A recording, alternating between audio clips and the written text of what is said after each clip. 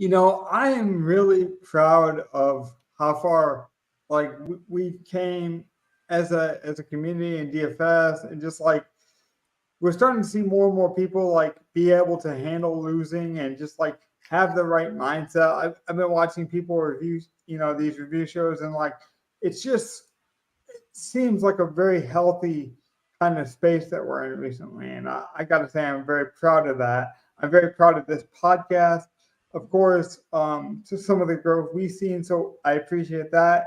I was speaking to the guys before we started. We saw a lot of growth ourselves. I just feel like the community's in a good spot. Now, I'm not going to really waste any time because speaking of health and just like nuance and good topics, Evan said he had a good 10 minutes for us to kick off the show about some nuance that we can look forward to for week 5 coming up. So we're going to kick it right over to Evan for the first 10 minutes of the show. Go ahead, Evan. How are we doing? Hey, good, Logan. Thanks a lot. So I'll just get right into it here. So if you tuned in last week, I talked about looking for strong value plays in matchups where the best offensive pieces on bad teams are playing against a bad defense. So if any of you played Justin Fields, DJ Moore, Cole Kmet, or Cortland Sutton last week, congratulations, you cashed in very well on all their performances in that matchup. And my goal tonight is to take that and combine that with a balanced lineup featuring studs and value plays. Well, we're not doing lineup tonight, but yeah. So I'm not typically the strongest believer in correlation and bringbacks like we typically talk about on this show, but I think it all worked out, and I'll give you guys an idea of what I want to go for here with week 5. So what I like to do, or at least what I'd recommend, is look for that surefire offensive piece that you know is guaranteed to get good volume. So in this case, we're talking Christian McCaffrey and Justin Jefferson being the top two players at their positions that you know are going to be surefire top starts. And I'm going to pick Christian McCaffrey here as an example to kick us off, being that he's dominant in both the rushing game and the passing game with Kyle Shanahan's offense. Even against a tougher defense like the Dallas Cowboys, he's going to get that volume. He's going to get those points.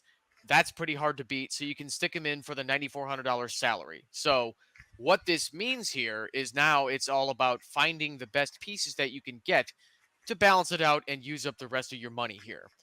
Um, so for the second running back, I would then tune down here at $5,600 for a Brian Robinson Jr. playing against the Chicago Bears coming up on Thursday night here. I should also preface this just in case any of you want to play any Thursday night matchups. This would be a good play.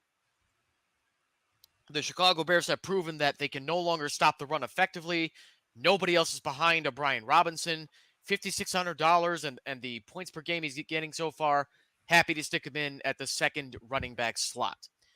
Now, if we want to kick it over to tight end real quick, I would like to take advantage of a fairly weak Carolina Panther defense.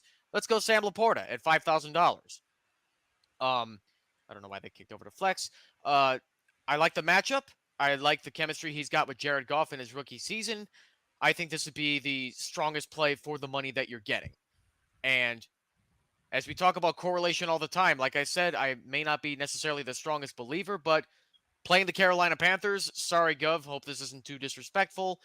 Not Bryce Young, good Lord, what am I doing? I would want to go correlate that with Jared Goff.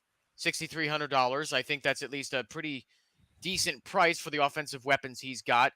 And yeah, he may not bring the rushing upside, but I don't think he's going to need it because I'm predicting at least a minimum of 2 touchdown passes with the return of Jamison Williams, Amon-Ra St. Brown being a consistent target, and of course, Sam Laporta starting at tight end. Now, I tend to like to punt at wide receiver for top value. You don't have to do this if you choose to start with Justin Jefferson, but I like to do that, being that we're in the era of the NFL in which it's a strong passing league. You don't have to spend too big on wide receivers. So if I'm going to start it off here, well, let's kick it off with DJ Moore riding hot in his recent game against Denver. I'm not that impressed with the Washington Commanders' secondary, so as kind of a bring back from Brian Robinson, we'll go DJ Moore here for the Thursday night game here. He will no doubt be the top target from Justin Fields. I think he'll at least get a minimum of, at worst, 5 targets, hopefully more as a Bears fan. In addition to that, we'll also go Nico Collins also at 5,600, being that he's so far the top target from C.J. Stroud and Atlanta's defense. Well, I think they'll be falling off pretty soon as far as stopping a solid passing game. Houston just embarrassed Pittsburgh. I don't think the Falcons' secondary is any better, even with Jesse Bates back there. So we'll pick Collins, and then the third wide receiver we'll go with solid play coming around again, Adam Thielen. I don't think whether it's Bryce Young, whether it's Andy Dalton, he's going to get the top target now that Mingo is out for a little while longer. And then to wrap it up with other value plays, well, we'll go defense first. I don't believe in spending too big on defense if you can get a valuable enough play. Give me the Buffalo Bills at 2,900. Jacksonville has proven that they're not as good as they appeared on paper.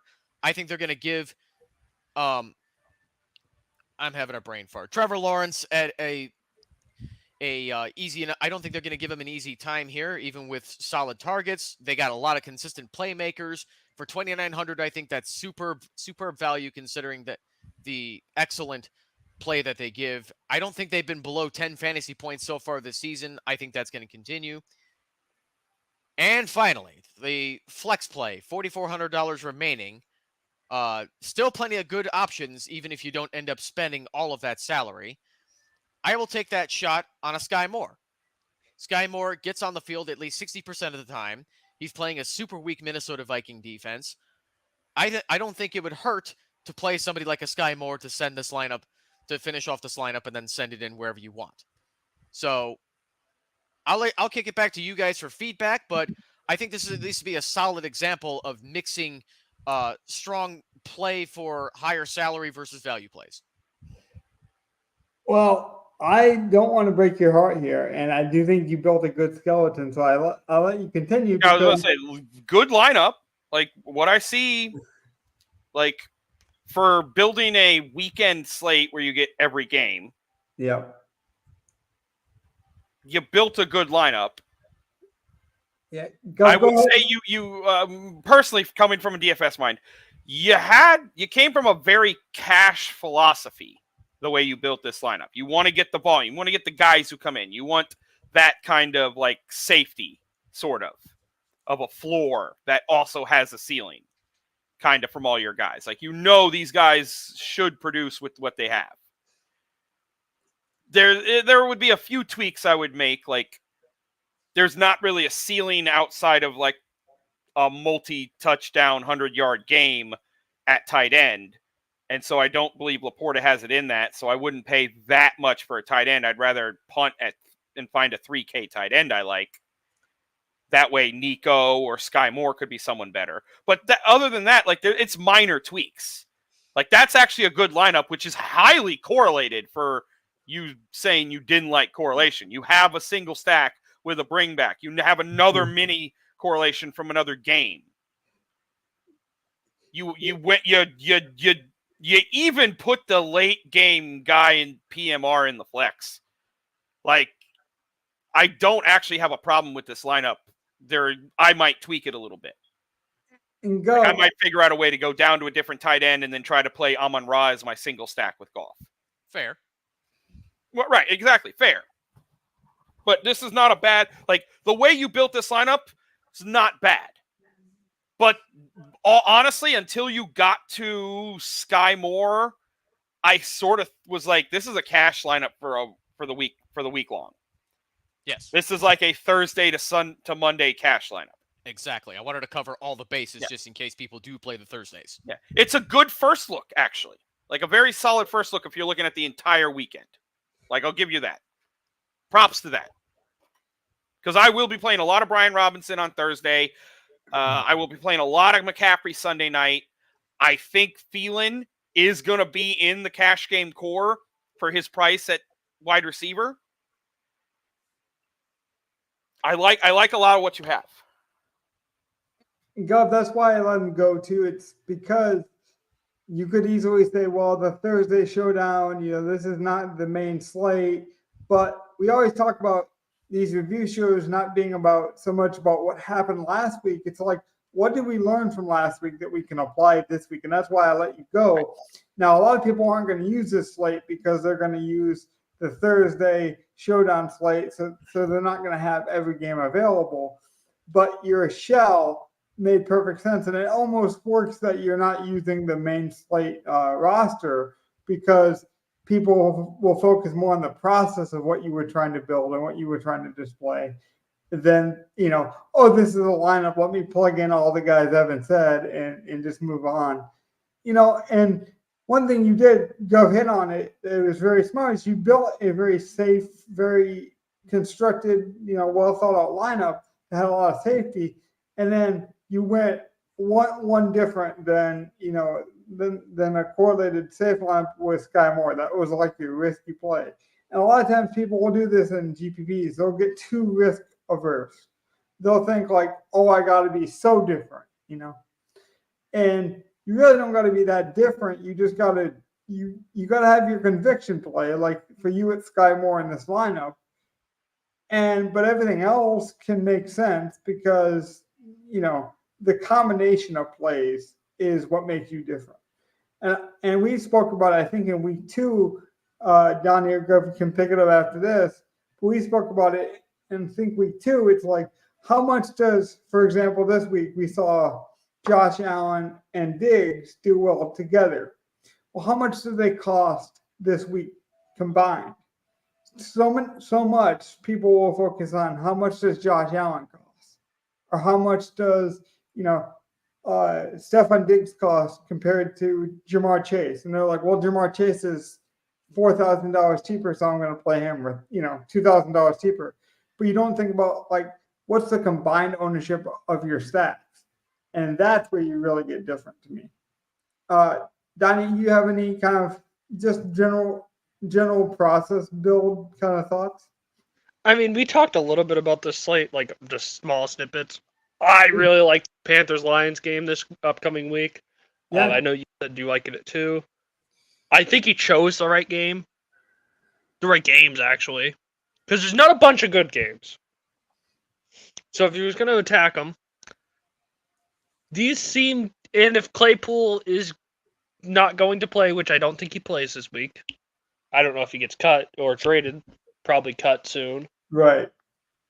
I don't have a problem with this lineup. I don't love Sky Moore, but I get it. One of these Kansas City receivers has to play well if they want to win every single game.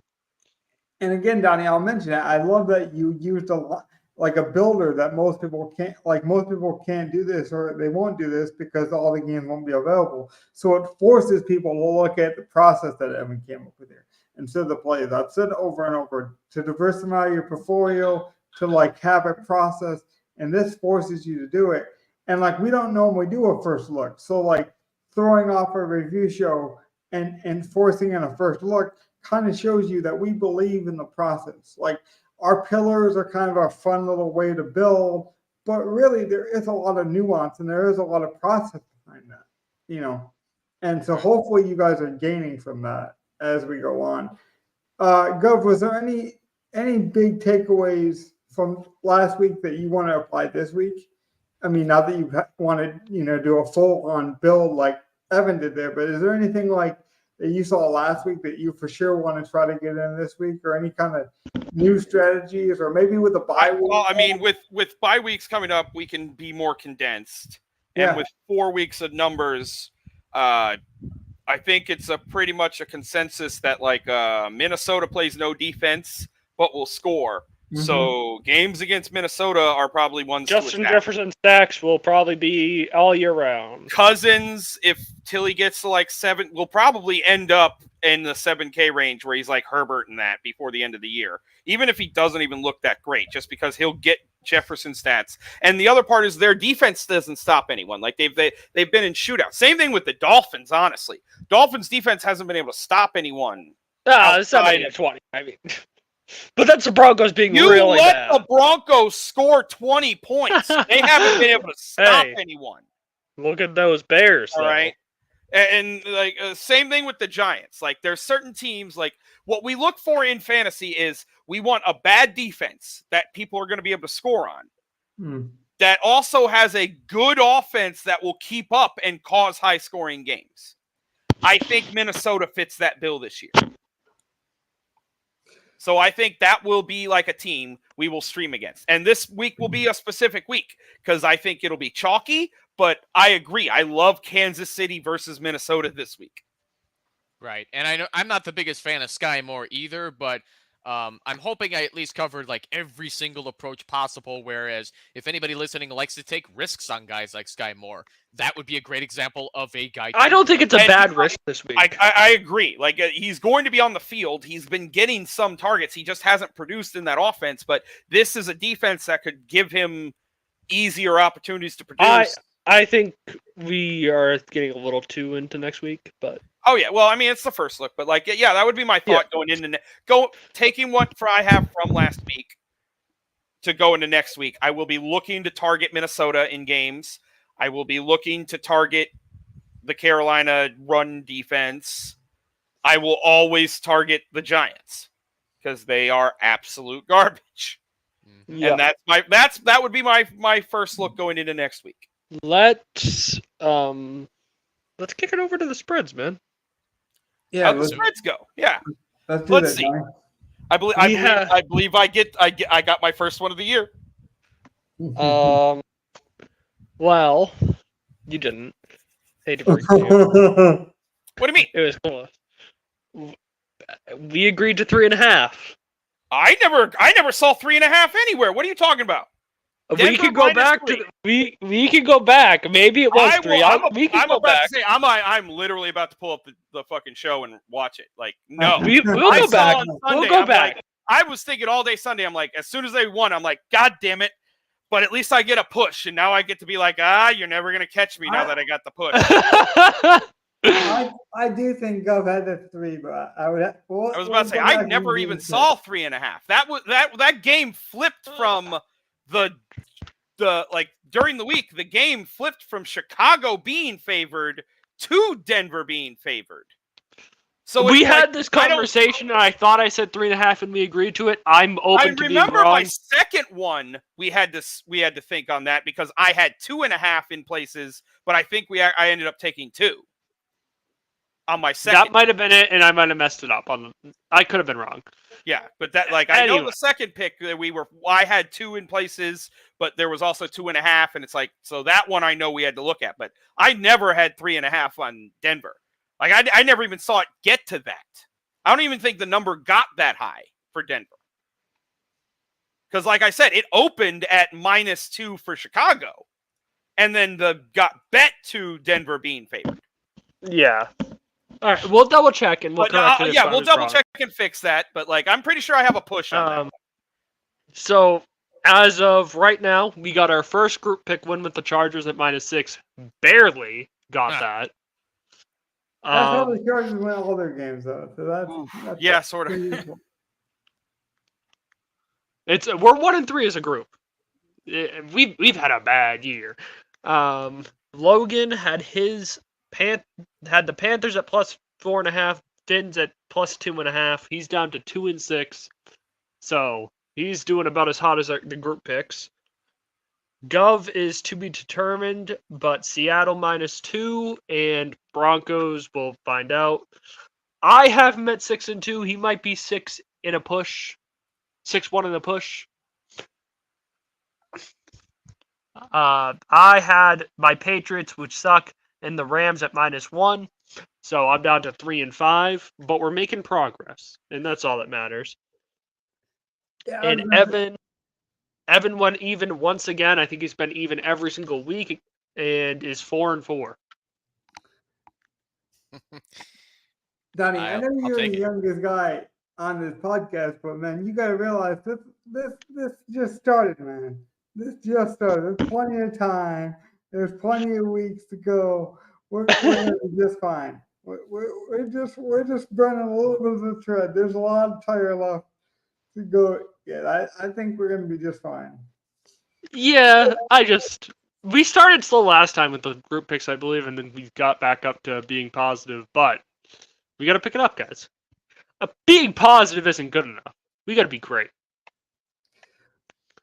Hey man, all I want to be is transparent and consistent. That's all I promise. I can't promise I'll be good. And honestly, I just looked. I'll give you this. I'll take the loss this week, but at no point in time did I say 3.5. I actually mentioned that it's moving from 2.5 to 3.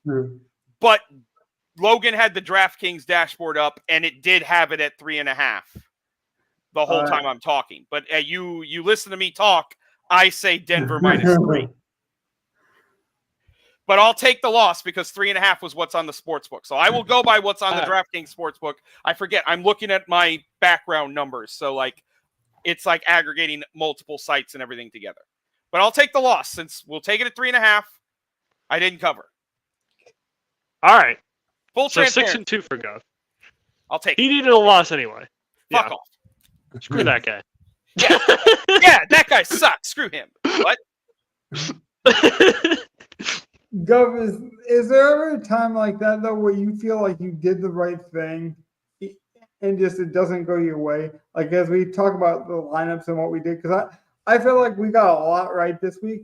We just had the wrong combinations to transition over to our lineups this week. Like we had a lot of the right plays. It's just a lot of the one-offs we had in our lineup got hurt or Nelson redacted. Just not Pollard somehow just having a bad game. Yeah. When Dallas is Hold going on. off. Hold on. Let me be you wrong about cannot do Nelson this, Johnny. redacted. You cannot do Nelson this. redacted. No, you cannot do this because you made it play Nelson Aguilar. No, it's Nelson redacted now, So baby. never again with this stupid fuck. So Donnie wanted. Although you gotta love that 1% ownership. Like, oh my God, we were so smart to play him. No one else thought of it.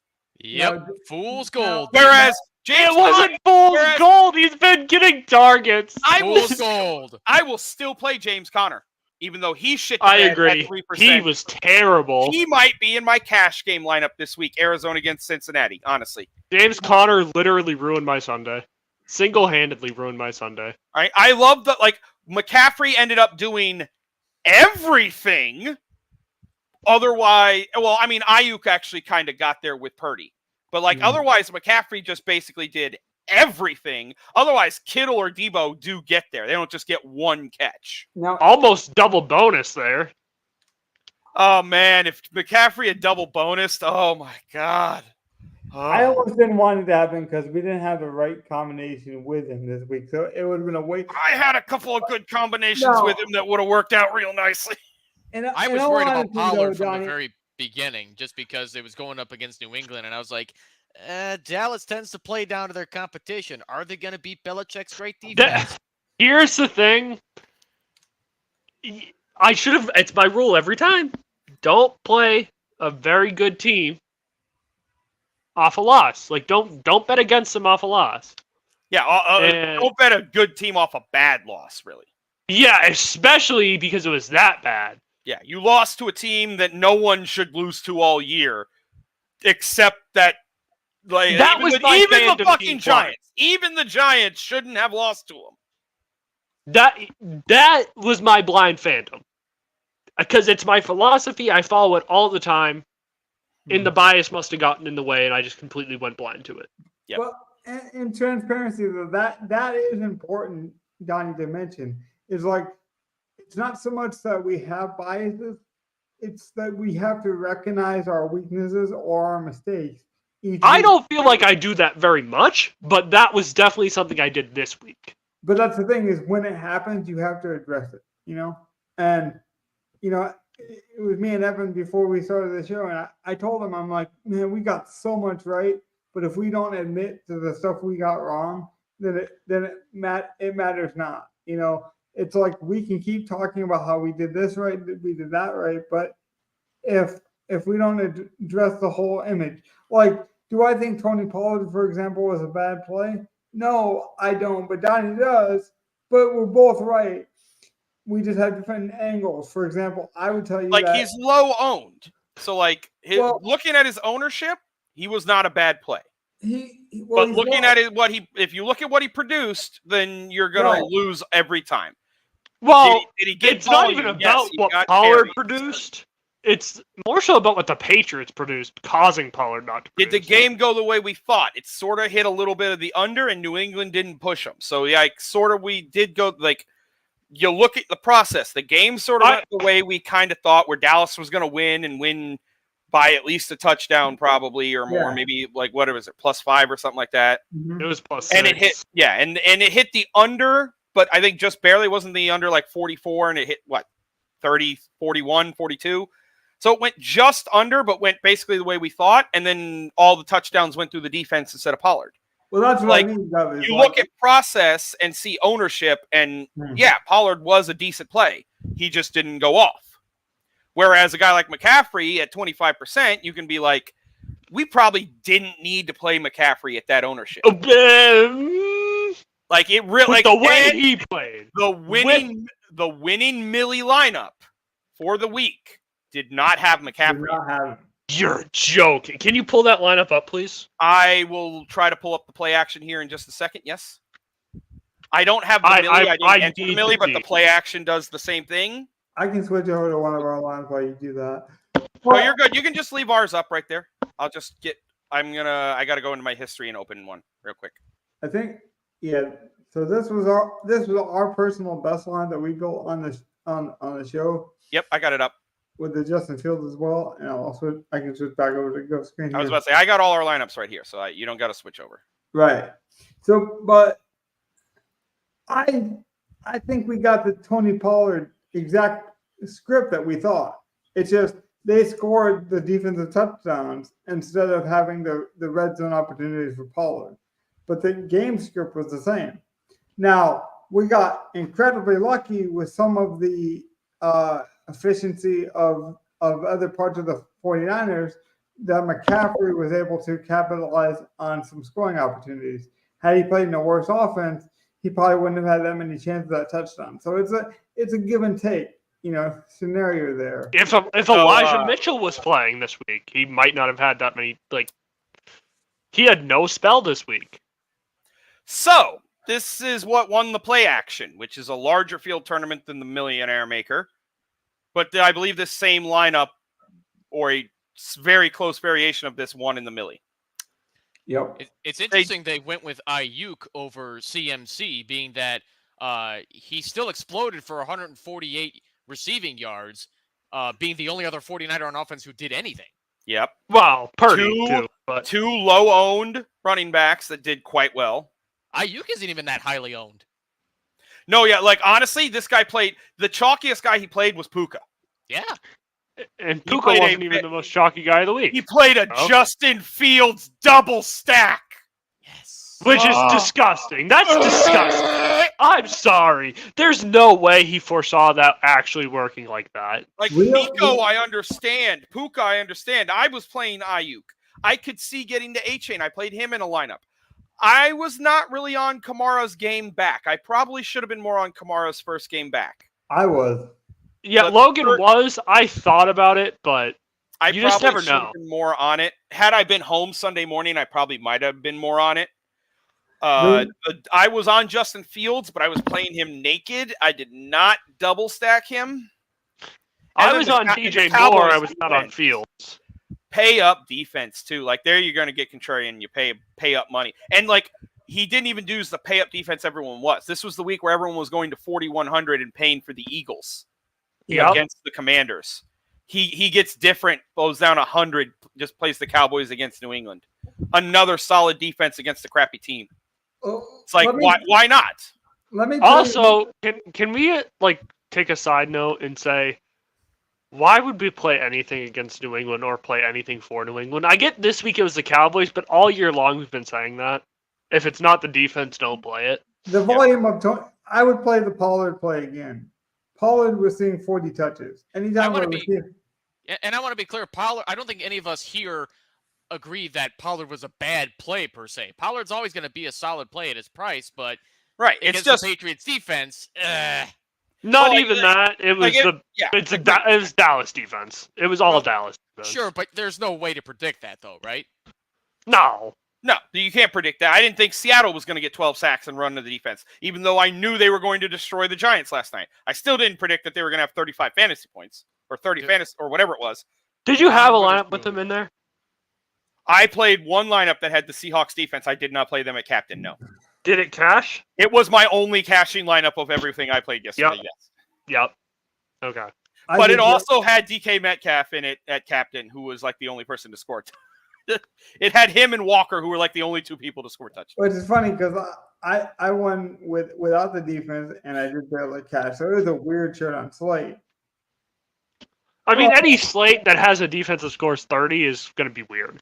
Well, yeah, well, not only that, like you're going to see the top score have to be higher because you're going to need that 30-point defense, which is probably 10 to 20 points higher than any other defense on the slate. So you're automatically going to have that 20-point gap between like the top 5. You could afford a whole extra snowflake minimum. Exactly. Like with something, when that happens, now when you do get a lineup that doesn't have a snowflake in it, it's so much higher up because of that. And it elevates. Like that is one of the things. Defense is highly variant. And if you don't play the chalk one and it hits big, you elevate beyond everyone 1,000 times more than even this. Like, to be fair, I know it mathematically it's not true, but it just seems like it would elevate you more than even a wide receiver at the exact same ownership if the defense goes off. Yeah.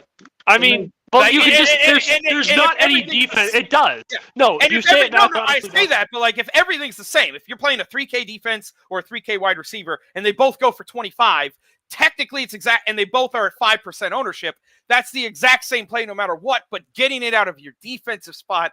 Right, because you're not going to have another defense get that many points. It's just not going to happen. And if you think about it as a whole lineup and as players or whatever, so 3K guy, it doesn't matter if it's defense, tight end, wide receiver, I just won a certain amount of points from them, then yes. But like we know, defense highly variant usually doesn't score more than 10 or 12 points. Tight end, not highly variant, but another one that usually doesn't score more than like 15 to 18 points unless you're Travis Kelce or Hawkinson or crazy fuck having a 2-touchdown day, which could be anyone. That's why I said crazy fuck. It literally insert. No one grades random touchdown. Yeah, Evan Ingram will have a day like that. At some day on a new team, 10 years in the future, Kyle Pitts will have a day like that. It happens. Cole Kmet just had 30. Like, it happens. Yeah. Cole Kmet is the definition of that. Cole Kmet, the non-copyright frog. Yes, as Al Smizzle calls him. Do you think we should almost build bottom up sometimes where we like get the guaranteed we want this guy in the lineup and then see what we got left more often? Because if we had done that this week, or even in some other weeks, I do think we would have McCaffrey in all the lineups. And we did a lineup like that so far this year. Yeah, and we liked it. Literally, our first lineup we built, which I think was what? No, it was this one actually. The first one we built ended up being this. That's what I'm saying. It was that was one where it's like we have to start with McCaffrey. He's going to be chalky. We'll figure it out. Right. And we did. We played frickin' DJ Moore and Quentin Johnston and Jerry Jeudy. No, so yeah, we figured out a way to get different while playing McCaffrey. I'm not saying we were right to do it that way. I'm saying, like, what can we glean from what we got right this week to apply for our lineup building? And can we be honest? This lineup, outside of a couple guys, was not very good. No. It was the fact that this lineup did cash though. Yeah, it was a min cash, but it got over the line. I want to say that Kittle was not even a bad play either. It was game script that screwed him over. Exactly. And like we said, like we showed in the Millie lineup, it's like Tank Dell was not a bad play at all. Exactly. No, Again. Exactly. But as we saw in the Millie lineup, Tank Dell, not a bad play. It just so happened Nico went off. Kittle, not a bad play. It just so happened all the scoring went through McCaffrey, and the only receiving guy that they needed was Ayuk. Williams, not a bad play. He got hurt. Yeah. The Chargers defense, great play. DJ Moore with Justin Fields, great play. The bringbacks on Denver. they sucked, but Denver sucks. So Yeah. Well, Sutton was there. There was a bringback from the Denver game. We just got it wrong. Hold yeah, on, if though. we, Hold and on, really, if we go Sutton and then Tank becomes Nico, this lineup wins good money. Hold on, though. Can I make the argument that Judy was just a bad play? You Maybe. could. Like at week 4 with what we've seen, I want to you hear might it. be able to make that argument right now. I wanna I hear would it. listen to that argument. Yeah, I mean, I wouldn't say it's anything that would be anything that would. Jerry Jeudy always hurt, always inconsistent, and I just don't think he has great chemistry in general with Russell Wilson. He's you counting on him for like 8 or 9 targets toward the end of the season. In the beginning of the season, to me, there's too much wild inconsistency with the Jerry Jeudy where, oh, he's on the field for 63% of the time. Oh, now it's 76.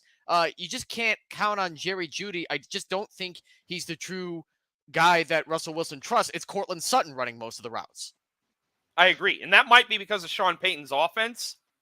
Slant boy. Sutton is more of the slant boy, which is the primary routes and that in the offense, whereas Jeudy is more of your traditional overall number 1 receiver. He can hit downfield. He can be big play, or you use him in that role.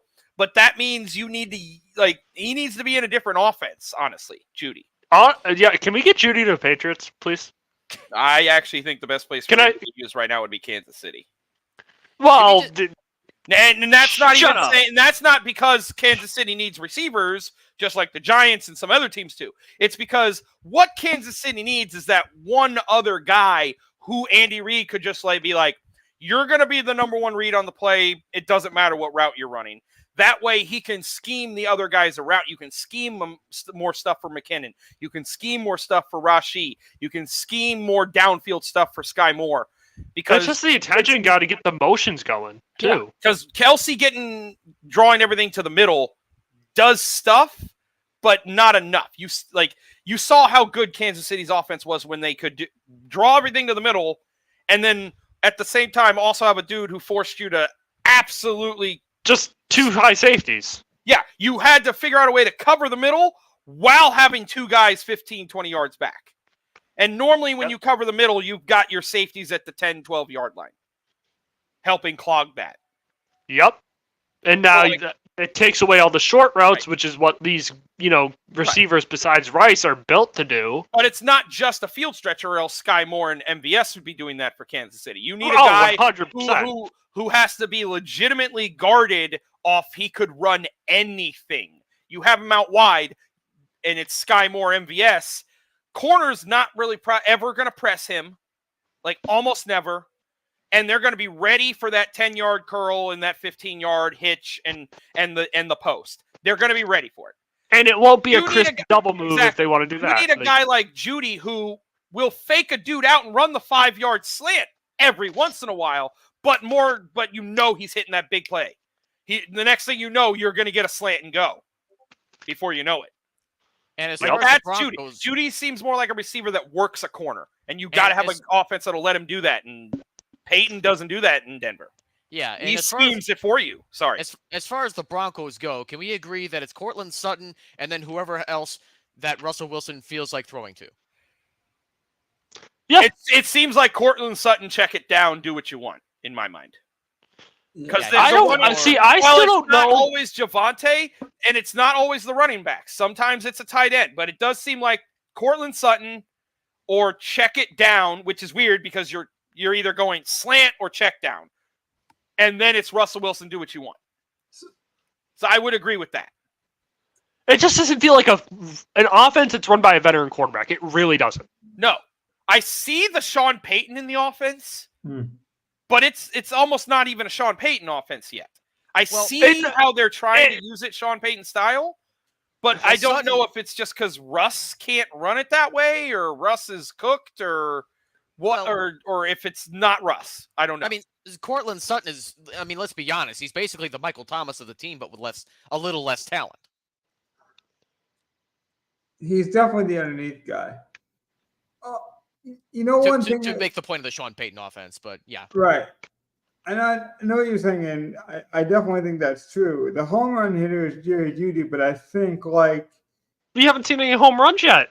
Nope. Yeah, exactly. And if you're going to build that lineup, I think you almost have to do it with the idea that you're going to get the high upside from Russ. So I don't think that they have the offensive line to do a home run hit, like legitimately.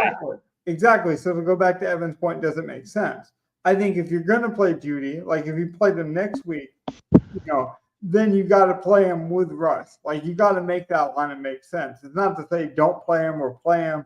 It's just like if you're going to make him a priority, you got to prioritize the lineup to make sense. And then when Russ does get that opening to throw it deep to somebody, it's going to Mims.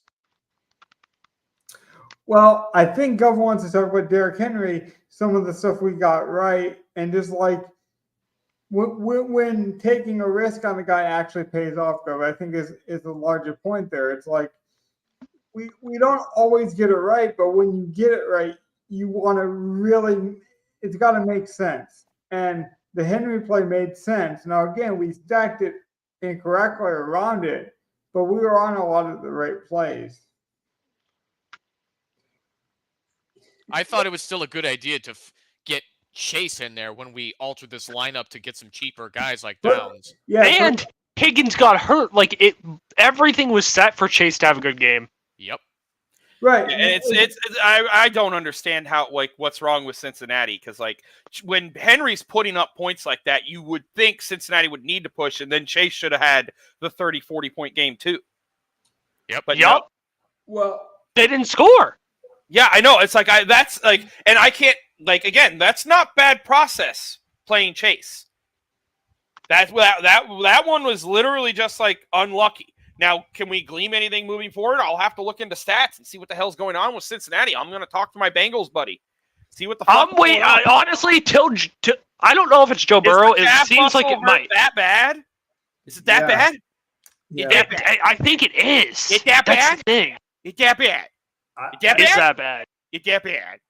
Oh no, it's that bad.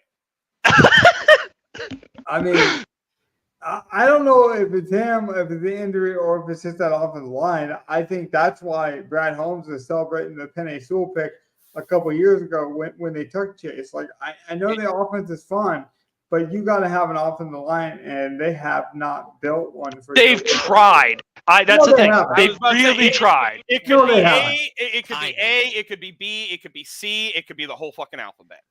Can we agree that Johnny, it's a mix of all that? That's like saying you need to use the bathroom but not having indoor plumbing. Like they haven't. No. They've paid like 4 offensive linemen that are coming off good seasons. Well, you know what they need to do then? They need to pay a scout that actually knows what he's doing when he looks up who to pay for the offensive line. Because They don't even have a GM. Yeah, there's I keep forgetting they're the Bungles.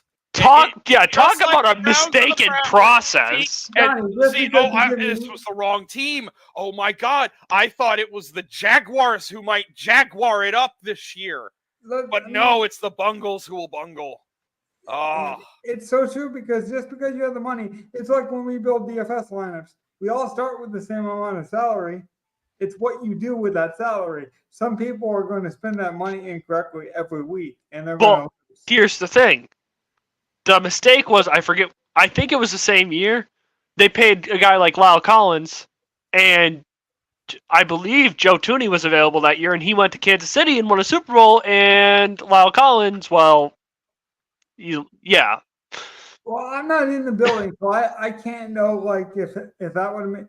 I'm just saying, like, there are people that get paid to evaluate these decisions, and they consistently get it wrong. So there has to be a problem with their consistency. No, I agree, but like, that's the Chase pick would have made sense if they made the right choices at line afterwards. Like they tried and they just picked the wrong dude.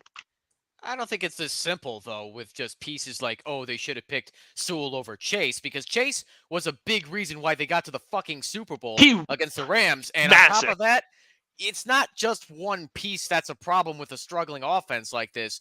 There's a lot of pieces that are just not clicking, and I think we already named them. It starts with offensive line, and that I don't want to say it's the cause of Burrow getting hurt because it was in training camp, but there is a lot of wear and tear on his body already.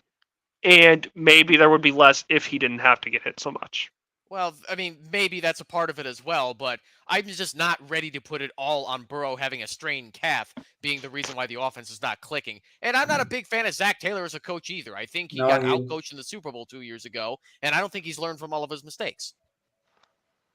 He got outcoached, but he got outcoached by a better coach. There's nothing wrong with being outcoached as a young head coach. Let's just Sean McVay got completely outcoached by Belichick in that Super Bowl, and then he went back and coached a hell of a game in the next Super Bowl that he was in. It makes sense, but I don't give a fuck how young you are. You got to get it done, right? And to your point, Evan, you might be right. Like I like Jamar Chase just as much as the next guy. In fact, you could argue maybe he's more talented than Penei Sewell. I'm just saying for what they needed, sometimes you have to go with what you obviously need. And for me, I just don't think they should have passed up on Penei Sewell. I think he's generational. I think that was the argument when he first got picked. It was an unpopular, pick, I think, for a lot of people outside of there were people who were just thinking, well, they need to match Kansas City. Well, Kansas City, we knew it wasn't sustainable for a long period of time of being that dominant on offense. And now this is where the window looks like it would be open for them. And, well. And Logan, let's be honest, the Lions are going to trade Penei Sewell anyway, just like they do with all their first-round picks. I mean, they might. And I didn't want to turn this into a team-for-team thing. It's even like I said with the DraftKings, it's like we can look at it. Everyone builds with the same salary cap every week. It's what you do with that lineup, and that's the thing is someone could play Mike Wilson this week and say like, oh, he got 25 points, but that doesn't mean he was a good play just because he got the result. If you played Mike Wilson, you played it for the upside of 12 points, and maybe he scored a touchdown. And I mentioned it on the builder, but that was because it made sense in our lineup, and that's kind of what I mean with the Burrow thing. But a lot of times we get into these lineup builder shows, and we have so much to do. There's one thing we haven't hit on that I haven't seen a lot of shows hit on early this week that I think is going underreported. Govin, you're so good at nuance and process. I got to get your opinion on this. This is the first year, I don't know if you realize it, this is the first year that they're doing so many international games, which means we're going to get an extra showdown lineup during the season, which also means we're going to get a shorter, more condensed slates. How do you think that's going to influence not just how people build, but do you think more people will put more money to showdown? They'll pay less attention to main slate? Do you think because that's we all know about bye weeks, and we all kind of anticipate a Thanksgiving slate being there's 3 games and it's holiday weekend, and there's a process of familiarity with that. Yeah, but with bye weeks, I think there isn't between bye weeks and then like you said, the international games. Mm-hmm. I think there is a week this year where there's probably only going to be a 7, maybe 8 game Sunday slate. Exactly. I just want to hit on that really quickly before we close up. Instead of the normal 11 to 13 or 10 this week with the start of buys. And speaking of showdowns, I had a Bears question for Oh God. Hit me with it. I saw a report tonight, and you are the most likely out of us to know whether it's true, that Eberflus might be out of a job if he loses Thursday. Is there any truth to that? I would say, knowing Bears ownership, that there is a slim to none chance that Eberflus will lose his job if he starts the season. Going into the reasoning was going into the bye week. Let me finish though, Donnie. The reason I say that as well is because Matt Nagy lost 6 games in a row in 2020 toward the end of the season and did not lose his job. The Bears are never been a franchise that will ever fire their head coach until the end of the season. And on top of that, I think Ryan Poles is not going to change that because the McCaskey family doesn't like that. And I think if they have to write it out, they're going to let Eberflus go. I wish they would. Don't get me wrong. I would even fucking care if it was Luke Getsy to finish the season as head coach, because Eberflus is a defensive coordinator acting like an interim head coach. All right. Yeah, no, I didn't know if there was truth to it, but I saw a report that said the reasoning being with the bye week coming up after this, and it's a long bye week especially. it makes sense to try and change the leadership. Not that I think there's any leaders in that coaching staff at all, No. but Yeah, no, it's a good question, a good rumor, but yeah, don't count on it. I would, and how this I don't affects count on fantasy- any coach being fired this early. Yeah. But But as far as what you can expect from the Chicago Bears with the coaching staff they have right now, expect it to ride out the rest of the season. They're just like the Steelers and Packers. They wait until the end of the season. yeah, but the Steelers actually have had good coaches. They have good Tomlin, but they have a lousy Matt Canada, and even they came out and said that Canada's remaining the OC. Yeah. Canada is the worst I've seen Canada's terrible, man. in a while. And he got the stupid. I don't know why they gave him a role with the quarterback room. Based on some other tweets that I've read, which I don't have that on me, I'd have to pull it up later. I know we talked about it before, but I think so, because this appears to be a formality in which they quote unquote promote Matt Canada to work with the quarterbacks as a way to push him out of being the OC. So it's like this weird formality in which they give him something else to do before they push him out. yeah, because why not have him ruin your quarterback a bit more? I mean, yeah, I don't know how they value Kenny Pickett at this point. They seem to like him. Well, confidence is I a think big they thing. should like him. But I mean, What were you saying, Logan? Sorry? confidence is a big thing, and we'll circle back to the week 5 or even week 4 to kind of put a bow on the whole thing. It's like even look at last year with Trevor Lawrence. With Urban Meyer, people were starting to wonder if he was the guy, and now you look at him and he considered one of the. So confidence is a huge thing. I'm not ready to give up on Kenny Pickett. I'm not ready to. I just don't think Kenny Pickett's very talented, to be a top tier guy. But it could be a 50-50 scenario. He could not be a generational guy, Donnie, and they have the wrong offensive coordinator. Which, again, I just want to preference this. It is fine. It is fine to be Kirk Cousins and not be generational. Yes. You can win with that. Yeah. Well, we won with it with Justin Fields. I mean, if you want to bring it back to a DFS, I just mean in general. Yeah, but yeah, you're right. DFS, it is throughout everything in sports. It is fine to not be generational. Well, I mean, even to bring it back to the first part of the show with Evan, Evan built a very basic, made sense lineup, and then threw in a Sky Moore at the end to kind of get different. And that's the thing a lot of people don't do is they don't think about what's most likely to happen. Everyone, and I get it, gambling's fun, it's exciting.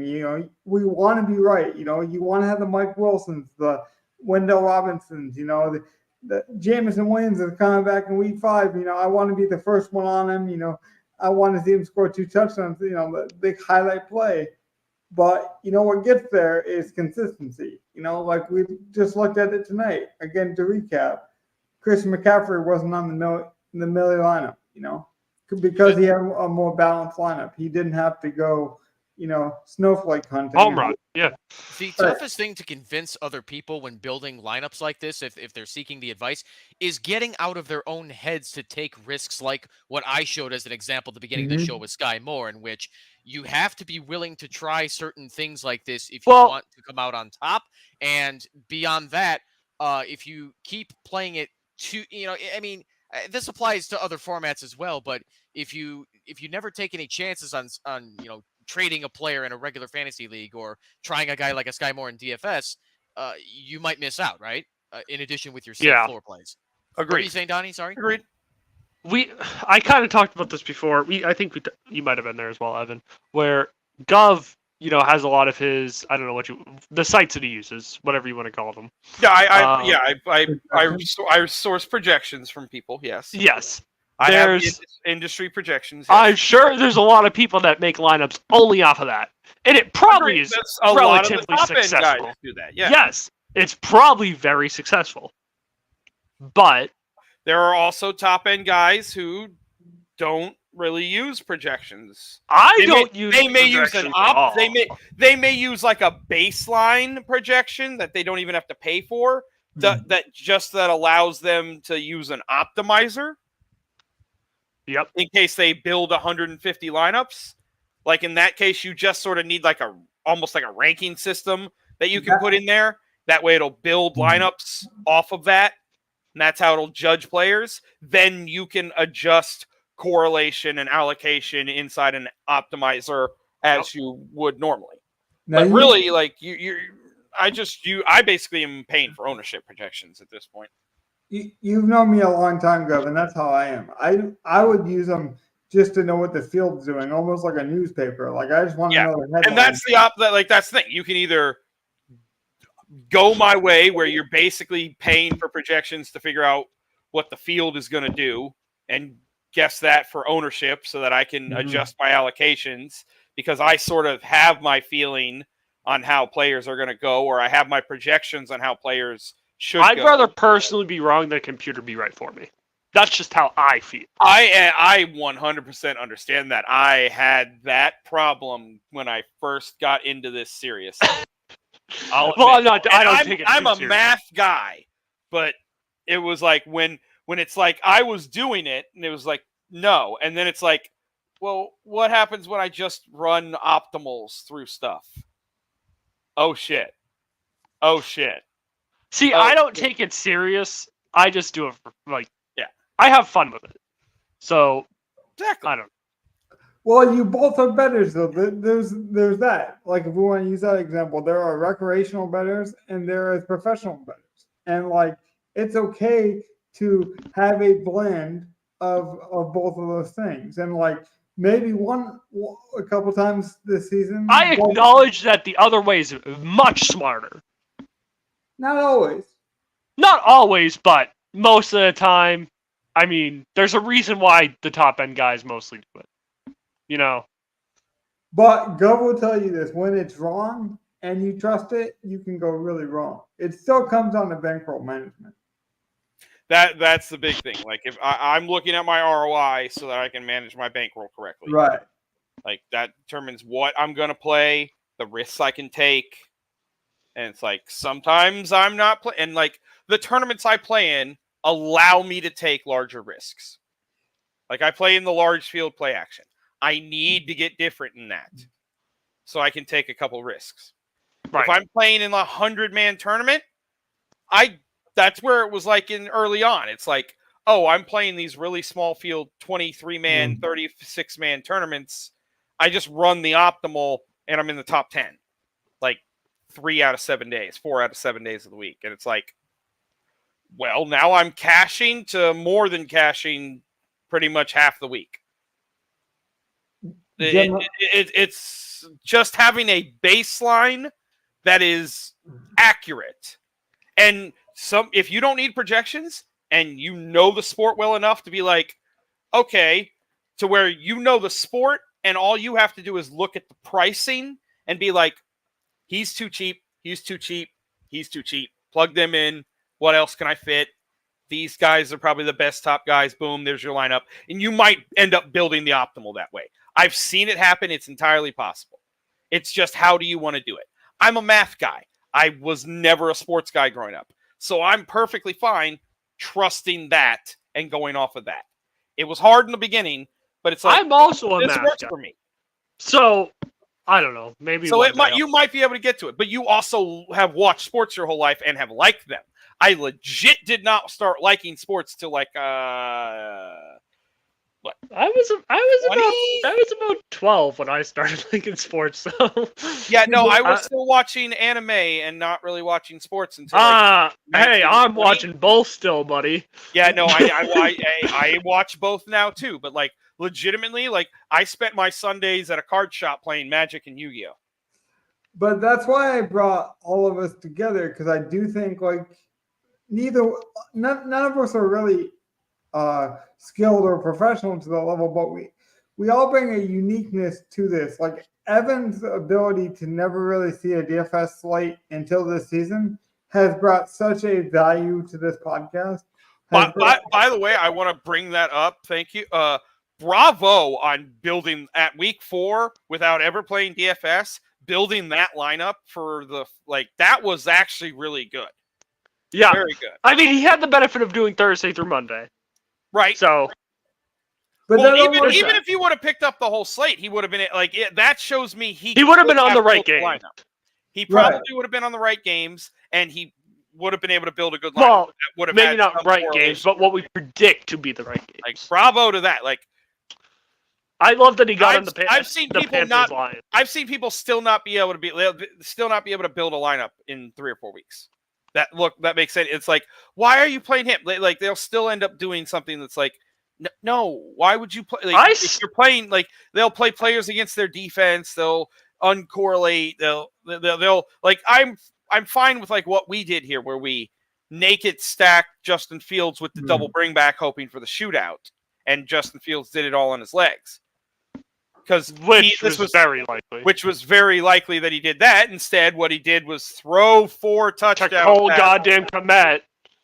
Mm-hmm. now, that's the beautiful part is we can appreciate all different elements of DFS with the collection of guys we got. Like Donnie, we've seen him grow from where Evan was last year to this year. And so, like, we see. Well, Evan's even further behind than I was.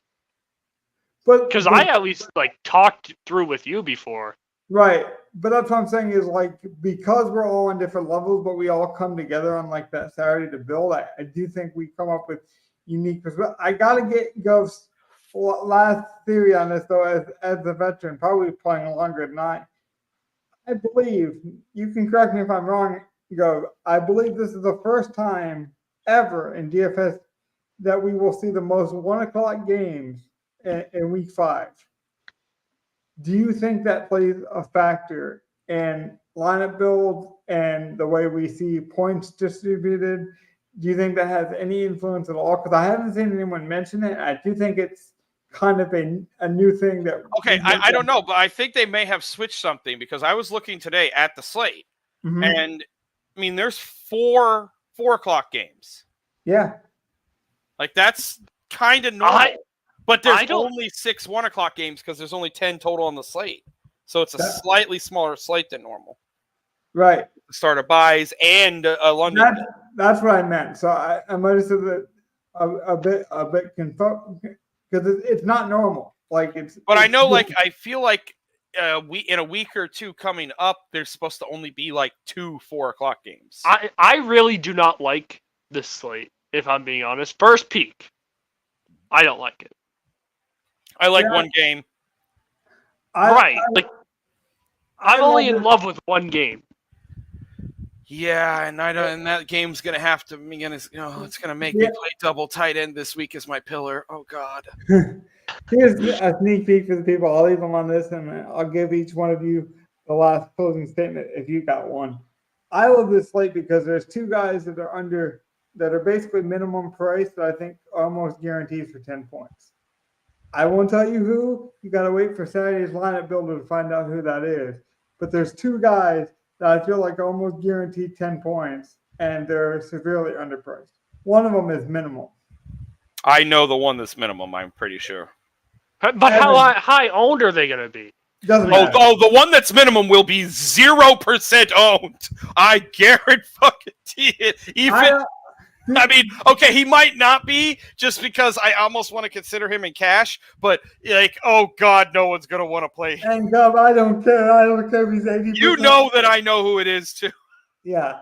I don't care if he's 80% or 8%. Like when I decide to empty the wall on a guy and have that belief, that's what I do. Evan, any last minute thoughts on tonight's show, tomorrow's show, next week's show, 2 weeks from now? Anything for the people? Wow, that's a lot to cover. What are your thoughts on the Super Bowl that the Bears win in 50 years? Oh God, Can you tell me what happens after Trump's next presidency when the start of the apocalypse comes? I am not even gonna touch that, and so Logan, I would say that at least I hope the points we all made tonight are clear going into week 5 with the bye weeks beginning and getting a feel for how NFL teams are using their talent and how to judge it against matchups and who's disappointing, Pittsburgh Steelers, and who's pretty good, Houston Texans. And that you can be confident in the talent that teams like Houston know how to move the ball, and you can start playing guys like Tank Dell confidently even after a stinker week. You know what's really I just Actually, thought I'm very happy Tank Dell finally had a stinker week because if people get off of him, he's still going to be a great play. That's Yeah, exactly I part of still the point. think he's a Yeah. good play, and like now he'll be sub 20% again. Yay! Yep. Well, Yeah, I'm really excited for it. And the same thing with Tony Pollard. One down week doesn't mean he's unplayable. right. Well, when you were saying that, Evan, the first thing popped in my mind as you were talking is that I take away from what you said in this show in general is we don't have to know everything right now. Like I don't know everything I want to do for the week 5 build. That's why we wait till Saturday. Like I know kind of how Gov thinks. Like when you build a lineup, I know that you almost have a fresh perspective on a lineup. Like those are the things I look forward to. But we don't have to know. And like part of that is the fun of it. Like part of why DFS is such a fun puzzle for me is because I don't have all the answers. I don't know. Maybe that makes me a bit weird, but that's just how I've always enjoyed. Like, how do I make this work? When everyone thinks you can't do it, how do I do it? And sometimes that ends up biting me. But that's how I like to construct things. This isn't Back to the Future 2 with the sports almanac from the future. Oh, I love Back to the Future, man. I give that to everyone. One of my I'm too young for that. Please tell me you've at least seen it, Donnie. No. Oh God! Oh! End the show! End the show! Oh God! You don't get to talk, Donnie. No, I'm serious. Donnie. I'm serious. You have to watch the back. Oh my! I'm going to give you 2 weeks. You have to watch at least some material. I don't care if it's a 15-minute YouTube video. You better watch some Back to the Future content in 2 weeks. Great Scott! I mean, otherwise, I don't know. We might have to remove you from the show. I don't know. I'm not. I wish I was kidding. I really that hurts my soul. But no, so seriously though, do you have any last thoughts for the people besides you That's watch it. Back to the Future? Oh wow! Wow! Yeah, No, I know. no comments. Week 5 is going to be fun. I'll say that. Yeah, we might have to find a different guy to run the spread picture. That's what I know. Because telling you, Donnie, you got 2 weeks, man. But Gov, last thoughts for the people. We're 4 weeks into the season. Mm-hmm. Like we always Kind of say, quarter way. it's like a quarter. It used to be the quarter way. Now it's like a game less. So like but like this is a good time to evaluate the actual like data you have, what you actually have seen from teams, and what you like. If you're not doing it with data, what do you honestly believe about teams? This is a good time to actually start evaluating that, which makes it a good week. Sort of go with your gut. If you've been watching the games, if you trust the projections, like this is a good week to trust it and see what's going down. Especially on a smaller slate when there's already less to get right with less teams playing. Speaking of trusting your gut and knowing your instincts, if you guys have liked any portion of this podcast at any point in our iteration, like and subscribe. It does mean a lot. We have seen tremendous growth. You have no idea what one subscriber could do for either one of us in the future of this show and the lineups we're able to build. We love talking process, but if we're able to do more shows, more content, and provide just a better experience, we would love to do it. But we all obviously have to have that support. We all have full-time jobs. We all have lives. So we make time for this. The more you guys show us support on the back end, the more we are able to do it. So it does matter. It will make a difference. And like I said, thanks for the support already. Let's keep it going. I can't wait till Saturday. I almost want to keep this going for another half an hour, but we really should keep it condensed because we give the people a ton of great content to digest. I still got to digest this slate. And with that, I think we're done here. I can't wait till Saturday. I might have a surprise show for you guys later on this week where I do some best ball reviews and some Rainmaker reviewing, but I don't want to beholden that to that just yet. But I might have some free time myself where I can go through it and review some of our season-long content. We will soon be planning an NBA basketball stream. I will talk to you guys after the show about it, but I will be planning that. Yes. Yeah, I agree with So that as well. be ready for that, people. NBA is coming. We were so close. We're not just a football show. We talk about everything and anything we want. It Just doesn't not matter. Well, Just not the Bears. one last thing about that, Gov. I should mention it. I meant to mention it. It triggered my mind.